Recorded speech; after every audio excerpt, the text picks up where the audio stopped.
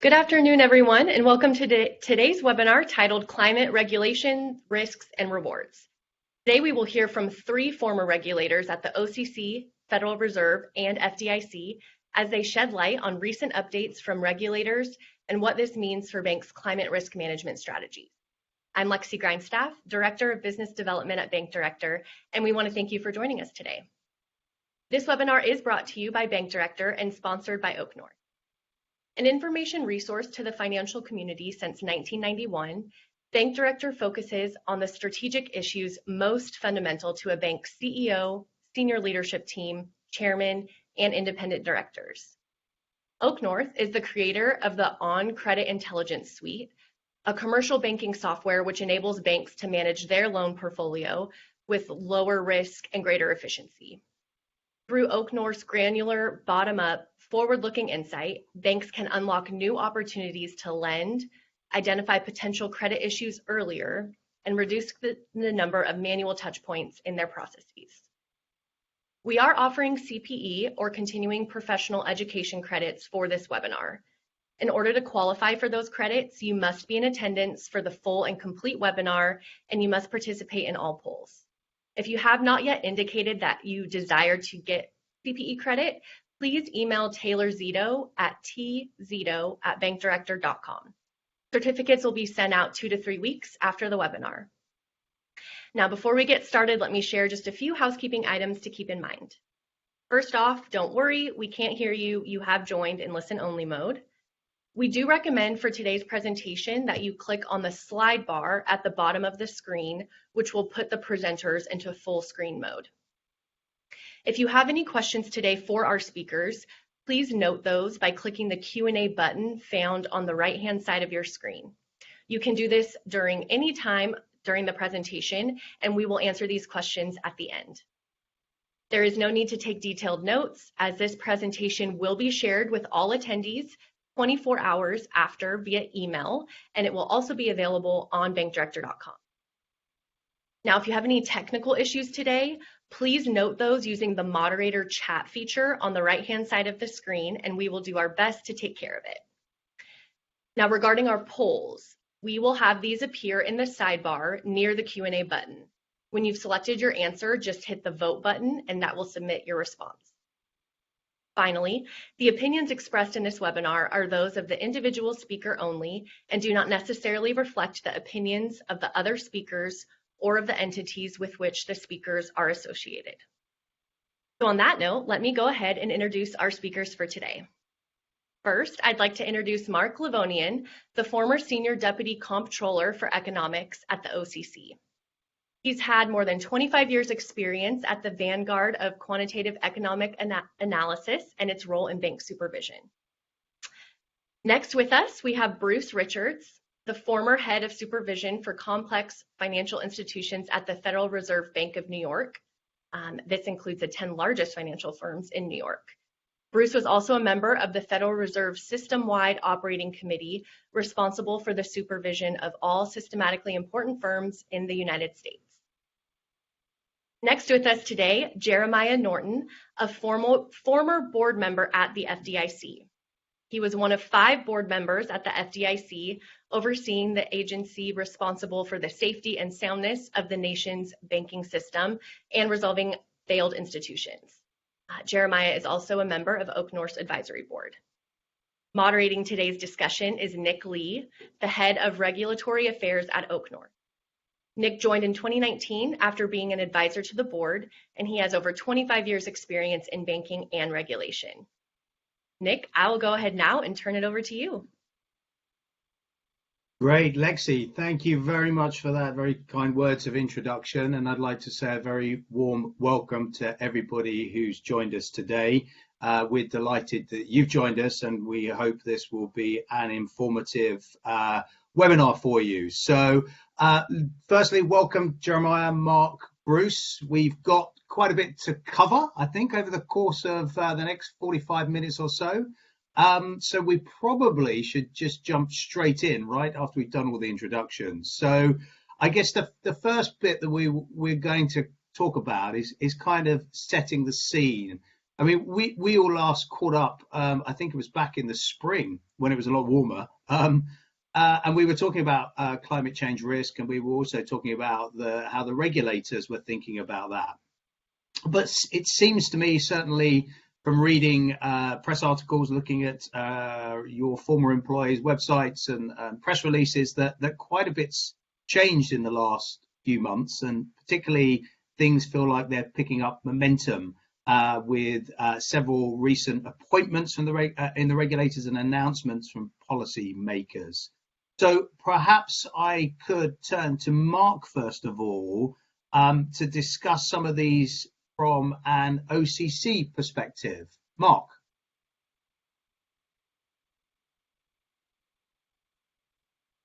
It would help if I unmuted myself. Thanks, Nick. And hello, everyone. Glad to be here today to join you. I know from the list of participants, some of you are directly regulated by the OCC. Many of the institutions are state chartered, may not have as much contact with the OCC, but I hope it's at least still interesting to know what's going on at the regulators in general, because they tend to share information and practices. So it's worth watching them all. As far as the OCC goes, Nick, it was actually about a year ago that the OCC was the first of the agencies to publish a set of principles on the management of climate-related financial risk for banks. So an early statement of the expectations. And the OCC's received a lot of comments on that. They're in the process of working through those comments, and we can expect a revision of those principles ahead. The interesting thing since then has been that both the FDIC and the Fed have also published principles, and we can probably talk more about those as we go. But the headline, I guess, would be that all the agencies are pretty well aligned. When you look across those different statements of principles, they're very similar, and they have committed to working together going forward. So I think, for bankers, you can look for a unified statement from the agencies coming out sometime relatively soon, and then perhaps some guidance down the road. We can definitely talk more about that as we go through this session. Another significant development at the OCC is they put in place a new chief climate risk officer. Nina Chen has joined the agency, and I think the interesting thing there is that the OCC went outside the agency to bring in somebody at that high level. I will note, since I was kind of in that position, since I was at the Fed for a long time and then came to the OCC at a relatively senior level, kind of like what Nina Chen is doing, it's challenging because the OCC has a fairly strong internal culture. And to come in and influence change can be a pretty significant climb. But she has a strong background, and I noticed that she came really kind of out of an insurance regulatory background, so that'll be an interesting adjustment as well. So that's on the personnel side. I guess on policy, maybe the one I would mention is the acting comptroller, Mike Hsu, has made climate issues a priority, and he continues to do that.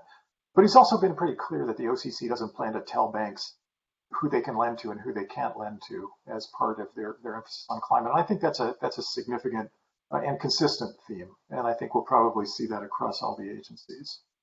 I think I'll maybe stop there and turn it back to you, Nick, and let's hear about the other agencies. Thanks, Mark. That was incredibly insightful, and really good to hear that the OCC's appointed Dr. Chen, and yeah, interesting on the cultural point that you made there, but we'll probably explore that a bit later. Bruce, turning to you then, some of those announcements have come from your former employer and colleagues at the Fed. Perhaps you could give us a bit of more context on these from a Fed lens perspective. Glad to, Nick, and very happy to be with this group today and look forward to the discussion. I guess most recently from the Fed, I'd like to focus on two things. One, on September 29th, the Fed announced that it will take 6 of the largest institutions in the country through a pilot program to look at climate scenario analyses. It'll launch sometime early in 2023. The Fed will provide the scenario narratives to the firms. They will also publish those publicly So it's a great chance for all banks to kind of see what are the parameters of risk that the Fed is asking the largest banks to look at. This will be done within the supervisory process and discussed with the relevant supervisory teams. I would not expect data to be published from it, but I think overall insights might well be published by the Fed in some way, shape, or form. We'll come back later on and talk a little bit about scenario analysis versus stress testing. And in the agency's views, they are quite different.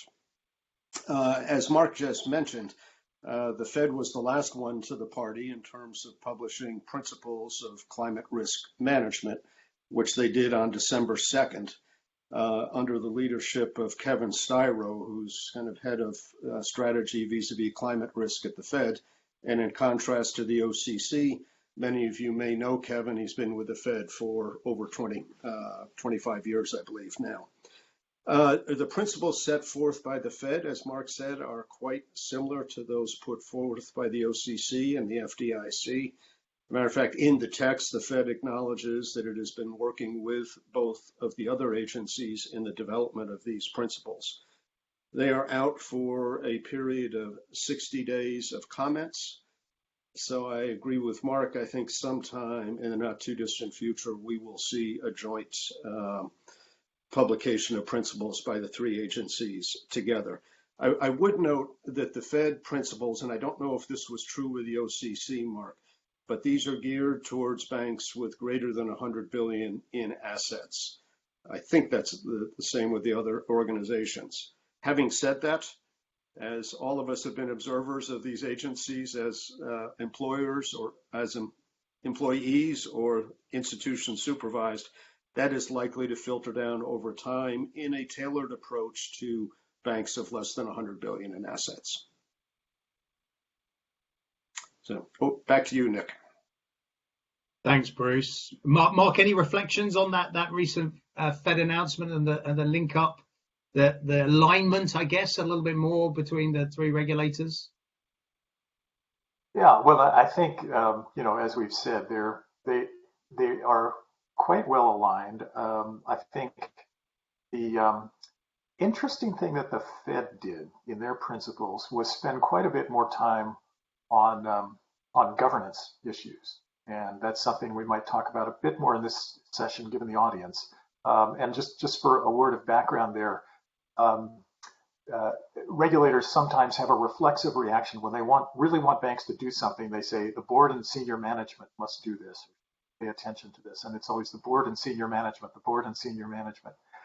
And the problem with that, and I think the regulators have come to recognize this over the last number of years, is that muddies the roles potentially. That boards, directors have a specific role, and it's to provide governance, to provide a strategic direction, to hold management accountable. They're not managing the banks. That's the role of management. And if regulators keep saying board and senior management have to do things, then you no longer have that separate roles.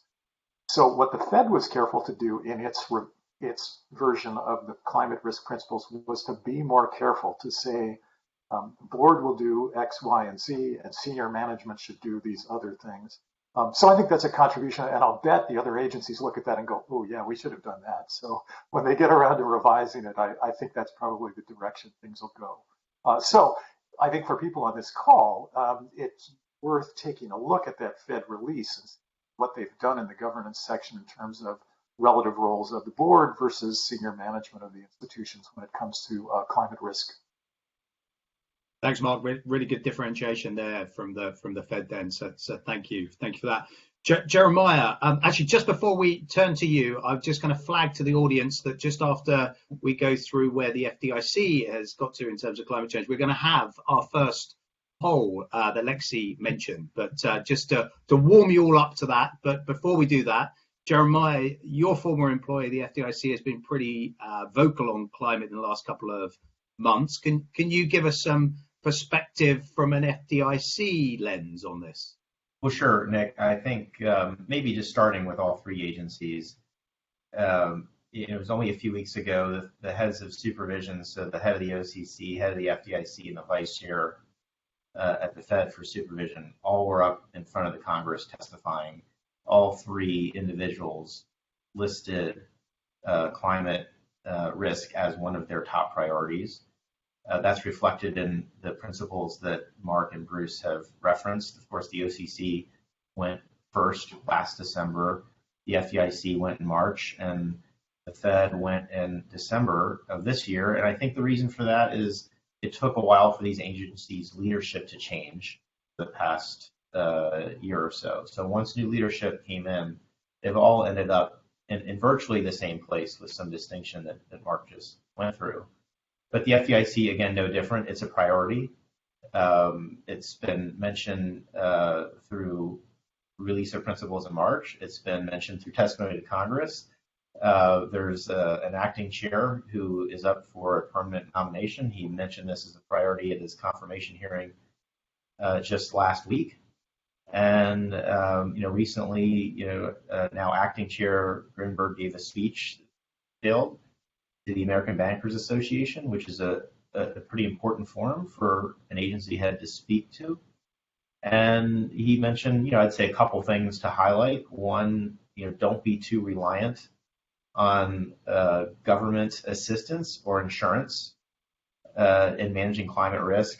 Two, while the principles are directed towards banks over 100 billion in assets, there is an emphasis to make sure all firms are managing this risk and really starting to understand it. And then I think the third point, as is consistent with the other agencies, is the FDIC is not looking to take what they are doing in climate risk supervision and move that into capital regulation.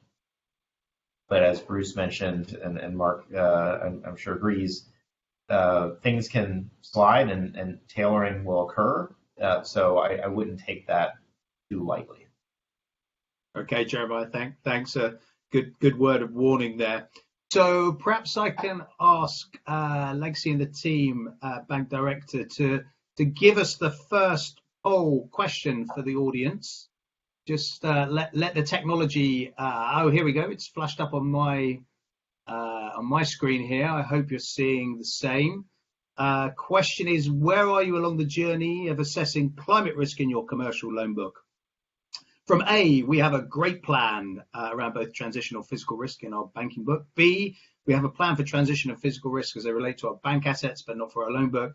C, we have barely started thinking about climate risk, but we are interested in doing so. Or D, unless mandated by the regulators that we've just spoken about, it is not currently a priority. So please do vote now. We'll go quiet just for a minute so you can consider that, and we'll come back to the results in just in a few seconds. Thank you.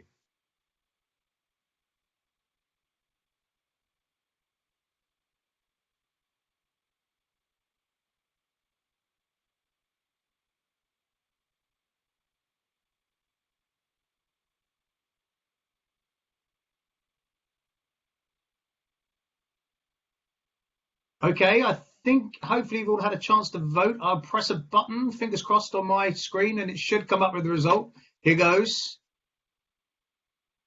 There we go. Just some results. The poll's still active. So most people coming in at C. We have barely started thinking about climate risk, but we're interested in doing so. So great, fantastic. You've joined the webinar today, and hopefully we'll get a taste from an ex-regulator's perspective about our views on climate risk and regulation. So you're in the right place, which is really good.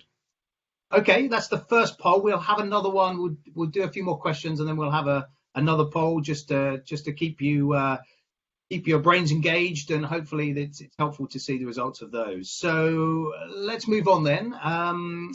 So look, it's clear then from what I've heard from all three of you that there's a lot coming down the pipeline in regards to climate change risk regulation.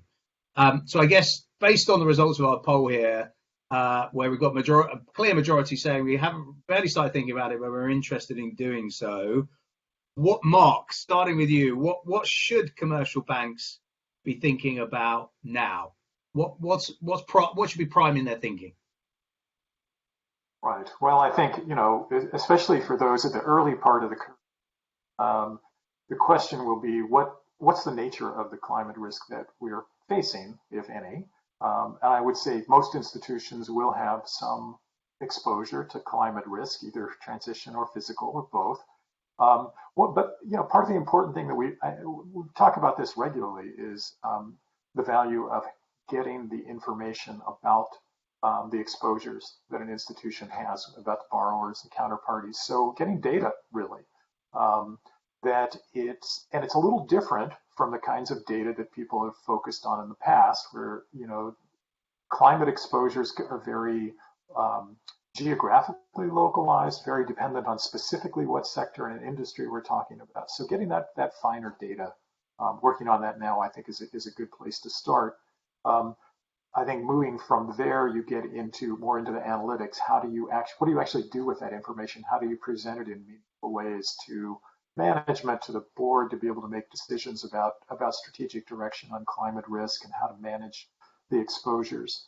So I think those are probably a couple of places to start. I think one I hope talk a little bit more about in this session too, and starting to emerge is a link between responses to climate risk and requirements under the Community Reinvestment Act, because it's possible that there's an interaction between the responses that banks may have on climate and what they're doing in their communities. So, but I think we may circle back to that, Nick, later. So I'll leave that for now. Just plant that thought, and we'll come back to it. A teaser. Thanks, Mark, and a really important subject. So thank you for your thoughts on that. Bruce, I guess just turning to you now. I mean, in your view, what should commercial banks be thinking about now? I think banks of all sizes need to commence dialogue with their clients in order to get a much better understanding of both the physical and transitional climate-related risks that exist within their loan portfolios. It's hard to think of a client that is not in some way impacted by climate change, given the structure of supply chains, both upstream and downstream, as well as their current operations.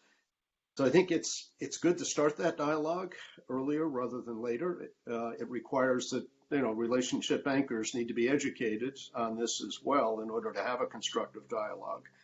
But it will lead to, I think, early identification of potential risks, and equally importantly, business opportunities in terms of what clients may need to finance in order to mitigate their own climate risk going forward. I just add one other look, not from a regulator perspective, but it relates to both information about clients and data that Mark referenced. In the last 2 weeks, 2 announcements are of interest to me. One, the Department of Labor has said that fiduciaries can take ESG and climate risk into account when making investing decisions. What's that going to lead to? It's going to lead to a lot more disclosure.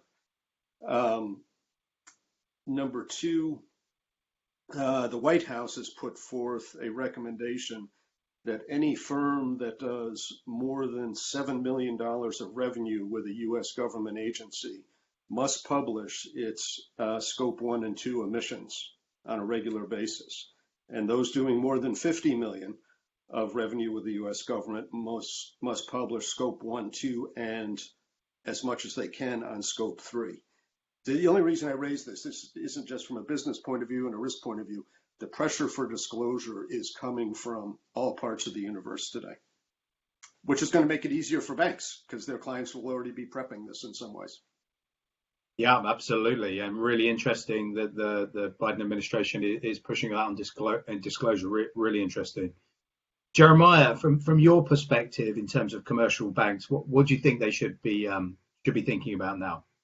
Well, I want to try not to be repetitive on myself or with my colleagues, but I think maybe to try to simplify something here, when a lot of thought goes into testimony, speeches, guidance, and this is an issue that I have not seen many more issues be so tightly knitted up across agencies and across message and across timing in terms of focus. And they're doing that for a reason. It's because they have a purpose, and I would expect them to follow through on it. So the poll question is, firms are interested, and I would say that's good because the regulators are very interested in this topic, with work to follow. And I think probably the best thing that institutions can do is to try to understand where they are on that journey. And that's first, who are you lending to? What are your borrowers doing? Where are they going? That information gathering is going to be a challenge, but it's going to be really important, because to have a framework, you need to know sort of where you are, where you're going, and what your clients need. So I think that effort is something that should get underway, and it's going to be hard. Thanks, Jeremiah. That's very insightful and very informative. Thank you. Just before we move on to the next set of questions, we've got another poll question for you, for all of those of you in the audience. So, excellent. Lexi's one step ahead of me already. So the poll is live. So the question is, what is the biggest challenge your bank is facing when it comes to implementing plans to address climate risk? And we've got 4 options there: lack of understanding about right climate-related data. We don't have a climate scenarios to help us assess our risk on a loan book, unavailability of the right resource or technical know-how, and then D, lack of interest or initiatives to address climate risk. So please do vote. We'll give you a bit of time to vote, and I'll be quiet now for 30 seconds to allow you to do that.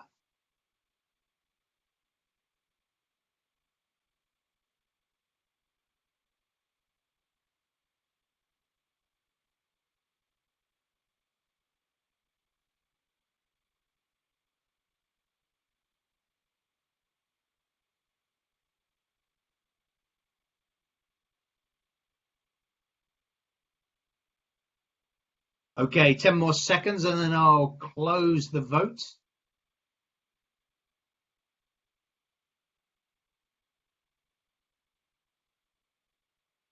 Okay, right, okay, vote is closed, and well, we've got, let's have a look, 47% have come back saying lack of understanding about the right climate-related data to be collected from borrowers, and then in second place, a lack of interest or initiatives to address climate risk. Really interesting, really interesting. A little bit more of a split than we had on the last question. Panel, I don't know if you've got any reflections on that, given what we've just spoken about, before we jump onto the next set of questions for you.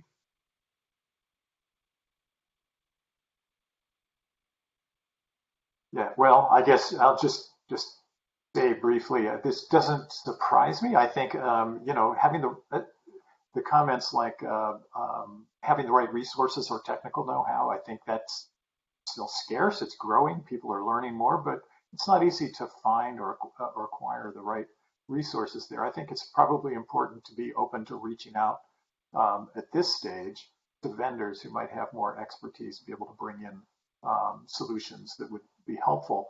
But I'm especially struck, because I'm a kind of a data and analysis guy, by the number one response here, the lack of understanding about the right climate-related data, because yeah, honestly, this is a new area.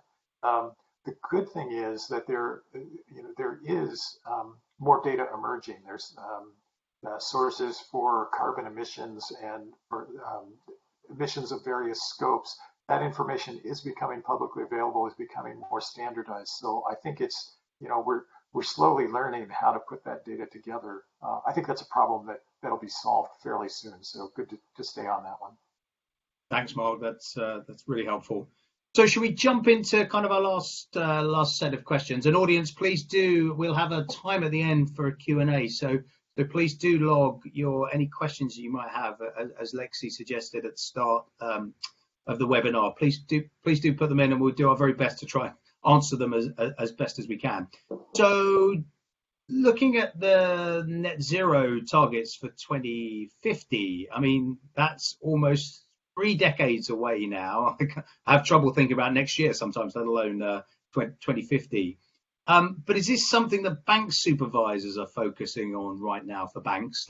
Forget about us, but what about bank supervisors? Are they focusing on that net zero target for 2050? Mark, over to you first. Well, I'll be interested to hear what the other panelists have to say on this one. I guess My sense is that it has not been a focus for U.S. regulators when it comes to U.S. institutions to be looking for them to make these kinds of net zero commitments. I mean, they have other priorities with respect to understanding climate-related risks, but making and keeping net zero commitments isn't one of them. Maybe with a little exception that we can come to later. Uh, it is interesting though that the Bank for International Settlements, which probably a lot of people on in this webinar don't follow very much because it's a foreign organization, but came out with some FAQs just today.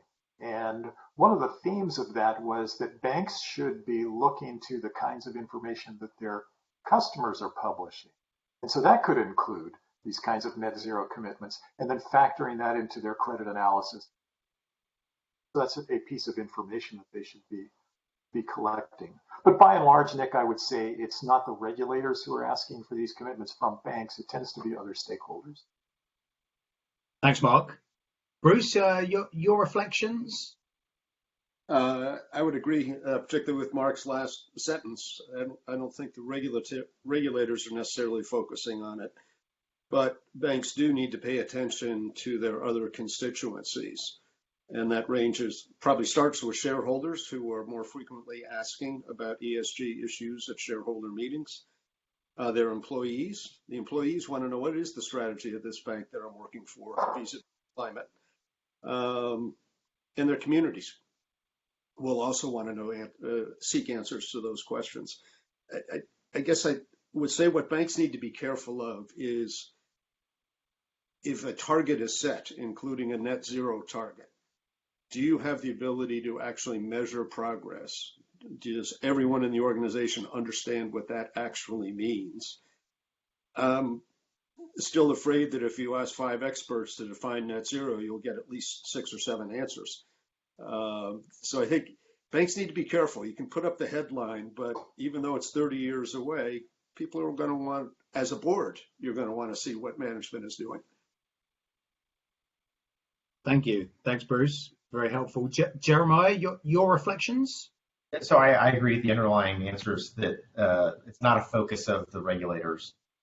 But I would say for financial institutions looking at, again, their clients, but also the environment in the US is a little different than other jurisdictions. And I mean sort of the regulatory government environment. Depending upon where you are, there are different pressures around this topic of climate and ESG broadly. But I would not let that stop me if I were in bank senior management or board of looking at the opportunity side of the transition. There are industries, as Mark said, they're going to publish their net zero goals and targets. Well, they have to get there, and they're going to need people to help them lend and grow into that pathway. That is, sort of offensive measure that banks can take. This doesn't have to be 100% defensive measure. So I think that broader discussion should be a part of the information gathering for risk management, but also growth.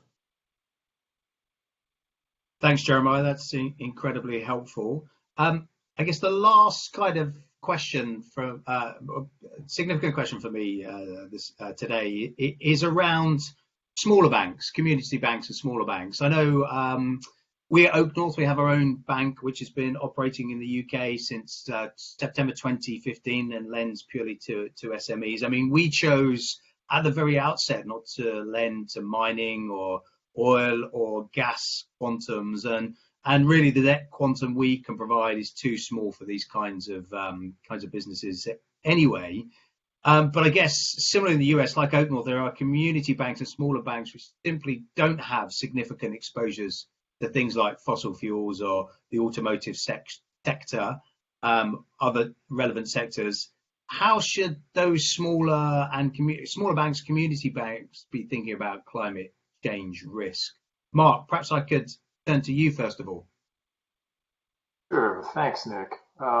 So I think I would be careful about concluding, even for a smaller institution, concluding that we don't have climate risk. That because we don't lend to coal companies or other fossil fuels, or some of the headline industries that are affected by climate-related initiatives. I think because of we've all learned a lot about how complicated supply chains are, and so what you will find with a lot of borrowers, a lot of industry segments, is they may not at first glance on the surface appear to be affected by climate issues, but if you dig deeper into supply chains, they are. So that's, I think, one piece of it. Certainly any institution with commercial real estate exposure should be thinking more about, who's in those buildings and how are they exposed to climate exposure. And then maybe I'll just mention one other that I briefly touched on earlier, which is linked to the Community Reinvestment Act. I think we'll find that that homeowners and communities are doing things to try to make themselves more robust to climate effects, or to things like more frequent flooding, and the institutions, banks and other institutions should be thinking carefully about how they manage their risks, but at the same time continue to serve those communities. There is a proposed revision to the Community Reinvestment Act right now that would slightly redefine community development activities. That is, things that are eligible for CRA credit, so to speak, where lending or programs related to disaster preparedness or climate resilience qualify as community development. And so that's something that banks ought to be thinking about now, I think, regardless of their size. Thanks, Mark. That's really helpful. Bruce, turning to you, your reflections. Yeah, I guess just building on a couple of Mark's comments. One, many small businesses and medium size are going to be impacted. And we can all cite many examples, but take a food distribution company running 10 diesel trucks right now. Well, with diesel, at least where I live, at $5.30 a gallon, that's a tough cost of goods sold when you're paying that. So is it electric? Is it nitrogen? Whatever.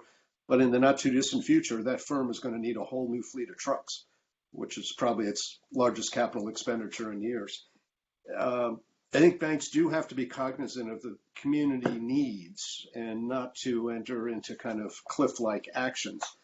And to Mark's last point, if I may read just one sentence from the Fed principles. Through this and any subsequent climate-related financial risk guidance, the board will continue to encourage financial institutions to manage climate-related risks in a manner that will allow them to continue to prudently meet the financial service needs of their communities. So it's going to be a tension-filled balancing act in that regard. It's easy for the Fed to say that. It's much harder for a bank to make those individual lending decisions. Yeah, I guess we've all been there of putting policy out as regulators. That's easier to write and gets a bit more difficult right on the other side of the fence to implement. Jeremiah, sorry, Bruce. Just to follow up on that, Nick, the nature of some of those decisions, I think, is certainly going to engage senior management, but they are going to need guidance from their board of directors in terms of a framework for making those decisions. And in exceptional cases, they may even go to the board risk committee or reputational risk committee. Good point, Bruce. Thank you. Jeremiah, your reflections. Yeah, there are obviously physical risks that banks are exposed to, and depending upon where you are, where you lend, that can take different forms.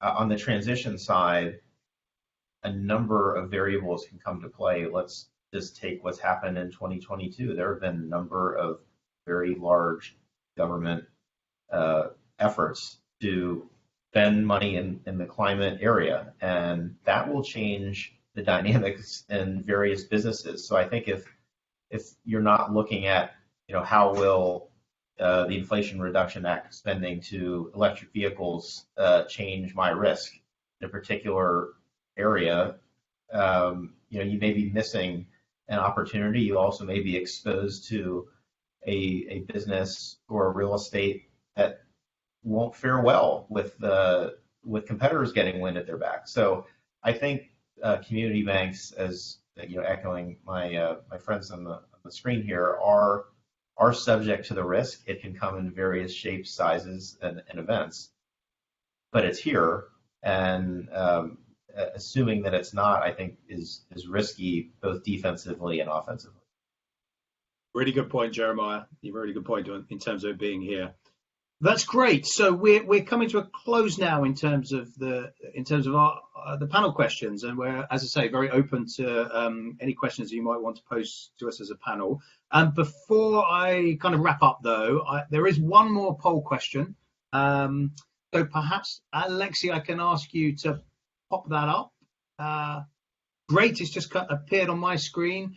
How soon do you plan to start addressing climate risk in the commercial book? 5 options here, from already doing it all the way through to E, which is beyond 2 years plus. So perhaps give you 45 seconds or so to answer this one. Thank you.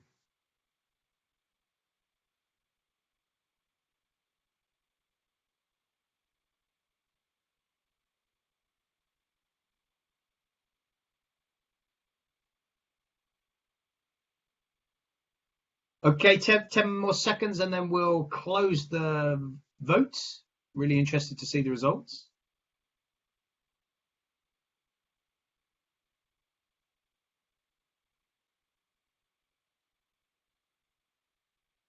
Okay, just in, poll has ended. So we've got 33% who said between 6 and 12 months, the right in the middle there. And also a bit of a fat tail, if I can call it that, of beyond 2 years and beyond 2 years. So really interesting, really interesting. Panel members, I don't know if you've got any reflections on the results here, and particularly the, what, 42% which is kind of up to 2 years and 2 years plus. Is that too long? I would say. Sorry, Jeremy. Maybe just jump in. If you haven't gone to your board yet and had a discussion about how your institution wants to embark on this journey, I'm not sure I would wait much longer. I think that should be on the agenda. There will be an expectation from the supervisors that this discussion is underway. Since they're talking about it and it's their priority, I think it would not reflect well on an institution that is supervised by the agencies to not address it at all. I think once you have that conversation with your board about what do we want to do about it, given the external factors in the world, probably a tough answer to say nothing. So having the conversation start, I think, will induce some changes in an organization. That's not to say that everybody needs to go at the same pace, but I think the pace should commence. I would also say that on the client side, Jeremiah touched on the business opportunities can be revealed through a discussion of physical and transitional risks. And I would say that if you're not talking to your clients about it, one of your competitors will be. And you may not identify those opportunities as early as your competitor. Bruce, great. Thank you, Jeremiah. Thanks, Bruce. Right, yeah, absolutely. Your competitors could be looking at this. So if not the regulators asking you, your competitors are certainly thinking about it. So that's great. So we're going to wrap up now. And just before we leave, I thought I'd just give the opportunity to Jeremiah, Mark, and Bruce to give you their one takeaway, any point that you'd just like to reiterate with our audience today. Jeremiah, perhaps I could start with you first of all. I think I'm going to rinse and repeat. Have a conversation with your board if you haven't, and if you already have, I would say continue on your journey. Thanks, Jeremiah. Mark? Yeah, I think you asked for one, Nick, and I think I might cheat and throw in 2 or 3 thoughts. So the one I would say, I usually say start thinking about data to collect and how to use it and how to analyze it. And I say that because almost no matter which direction this goes, that's going to turn out to be useful. And it's a long road. So getting started on it sooner is better than getting started on it later. So that's what I would ordinarily say.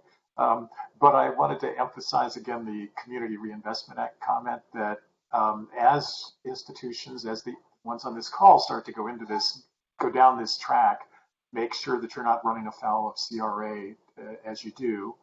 But then, now to really cheat, I'll throw in one more, which is, I think, back to my comments about governance, that I think it's really important. And I throw that in mainly because thinking about the audience for this particular webinar, I think there are a lot of people on this call that are either directors or have responsibilities that may not be managing the bank, but have responsibility for it, and that helping to assure that good strategic direction is set, that there's appropriate oversight, that roles and responsibilities are clear, that management is held accountable for meeting objectives. I think those are great places to be focusing right now.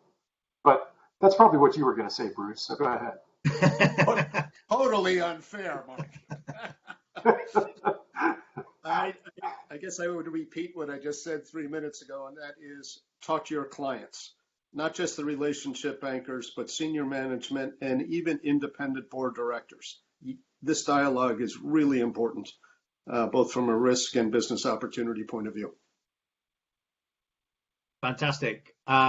Bruce, Mark, Jeremiah, that's been incredibly informative today. As ever, it's always a pleasure to spend time with you and hear your thoughts, very insightful thoughts as well.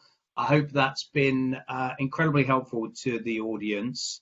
As I said, we have the Q&A session now, and that's probably all from me. I'm going to hand back to the expert hands of Lexi to guide us through the next stage. So hopefully, Lexi, you are there somewhere in the ether.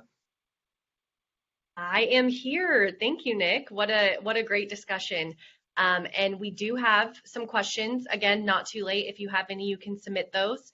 But I will go ahead and jump into the first we have.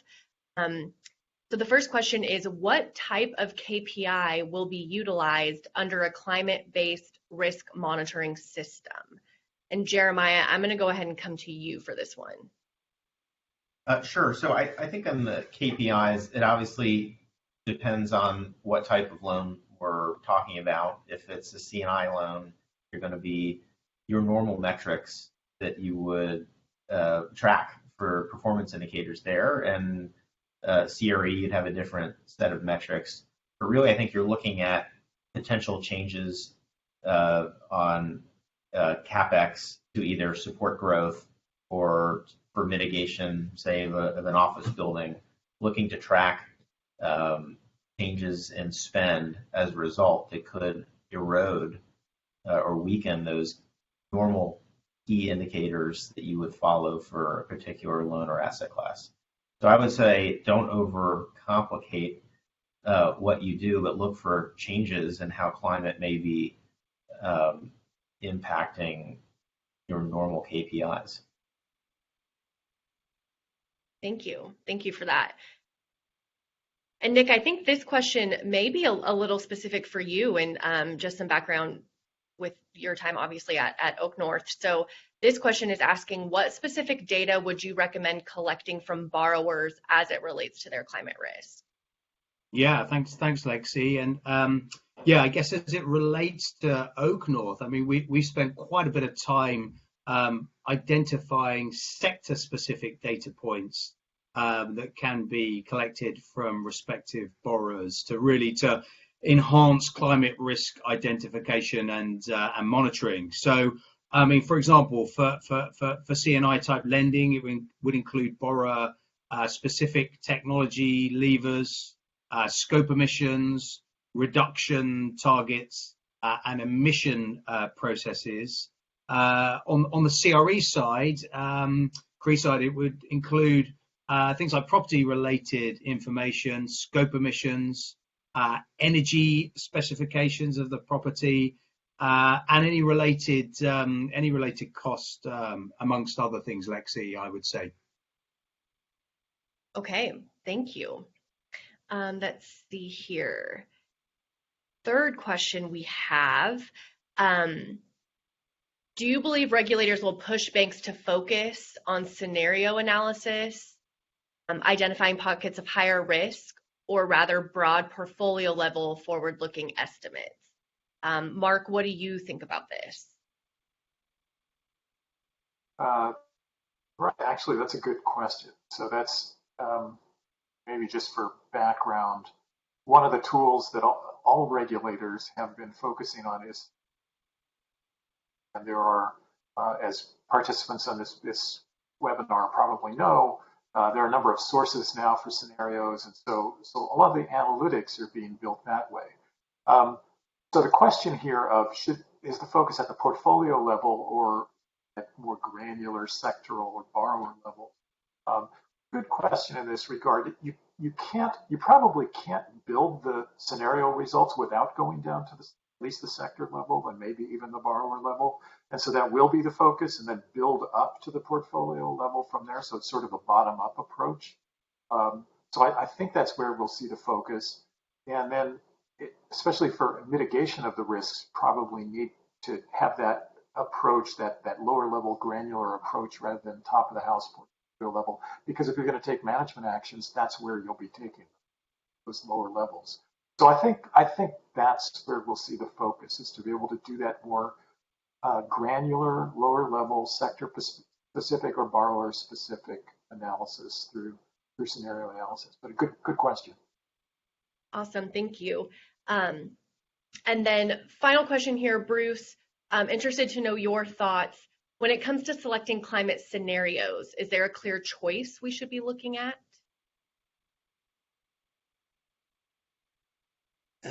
Good question, Lexi. I think this is really institution dependent. You can take I don't know what we're going to see from the Fed in terms of their published scenarios, but I think each institution has to look at its own parameters, its client base, its geographic footprint, to say what are the exogenous factors vis-a-vis climate that can impact us as an institution, either through physical or transition risk, and kind of devise the relevant scenario. Could be flooding in the bayous of Louisiana, and it could be droughts in Kansas. What parameters do you want to set for your particular institution?